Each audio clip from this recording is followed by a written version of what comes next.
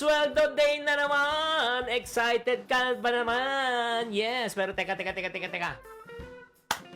Baka lang dumaan sa palad mo at di mo maramdaman. Ang tanong, paano mo hinahati ang sweldo mo? Yan ang pag-uusapan po natin. Hi there, this is Chinky Tan, your pambansang wealth coach. Alam nyo ba? It's not how much money you make, it's how much money you save and keep. Kahit na malaki ka kumita, kung hindi ka marunong mag-budget at maghati-hati ng iyong income, maniwala ka, mauubos yan. Pero kung ikaw, magaling ka mag-manage, madisiplina ka, responsable ka, ay may matitira. Kaya nga, unang dapat natin gawin, paano ba natin i-manage ang ating kita? Dapat gamitin muna natin ang formula ng income minus savings equivalent to expense. Pagka tayo kumita, unahin muna natin ang pag-iimpok, pagtatabi po, bago tayo ay gumastos. Pag inunat po natin ang pag-agastos bago tayo mag-ipon, maniwala kayo kapatid, ni pisong duling walang matitira. Because the income is limited but the expenses are unlimited. So instead of adjusting, di ba, to your lifestyle, sabihin natin, we ask our lifestyle to adjust to our income. Kung ang income natin ganito, dapat lifestyle natin ganito. Pero ang problema, ang income kasi natin ganito, pero lifestyle natin ganito. Ayun po, kaya nga nagkakautang-utang tayo. Kaya pag tayo sumweldo, ano dapat? Unahin, needs.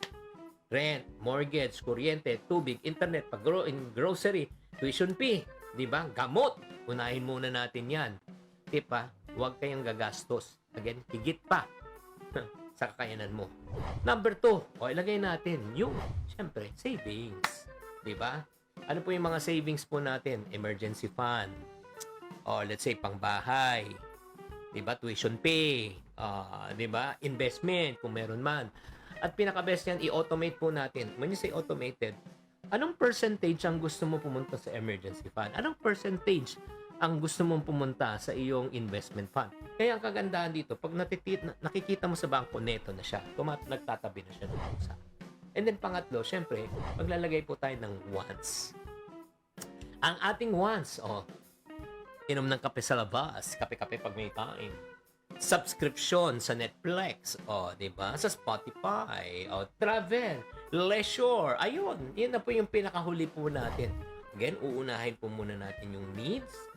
Pagkatapos, savings. And then, huli ang wants. Kapatid, pag yan ang sinundan mo, nako, maniwala ka. No? Tamang paghahati ng sweldo at disiplina ang kailangan po natin. Kahit dagdagan po ang ating income, kung wala kang plano, kung wala kang sistema, kung wala kang disiplina, maniwala ka. Kahit malaki ang kita, kapos pa rin yan. Sana nakatulong tong episode na ito. Tatandaan, tamang karunungan, tamang disiplina ang susi sa pagyaman.